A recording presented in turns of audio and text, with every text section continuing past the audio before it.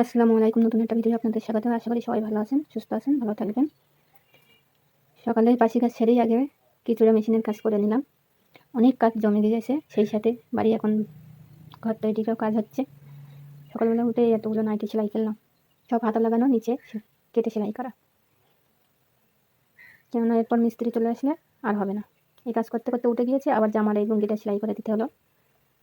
এখন কি অবস্থা দেখুন আমাদের বাড়ির। তারপর মিস্ত্রির জন্য পাস্তা বানালাম। সারাদিন মিস্ত্রি রান্না হত্তর মিস্ত্রির পিছনে খাটাই হয়ে যাচ্ছে, মেশিনের কাজ আর করতে পারে না।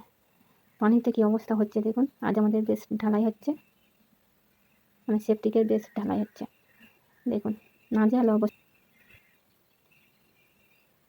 শুধু নিজেদের লোক বলে কাজগুলো মনে হচ্ছে, আমার তো হতো না।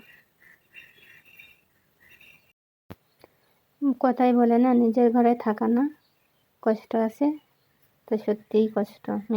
বাড়িতে মিস্ত্রি কাজ হলে খুব কষ্ট। রান্না বাড়া, সারাদিন কাজ করা, সন্ধ্যাবেলা যে একটু রেস্ট নেবো তাও হয় না, কেন টিউশনি পড়া থাকে।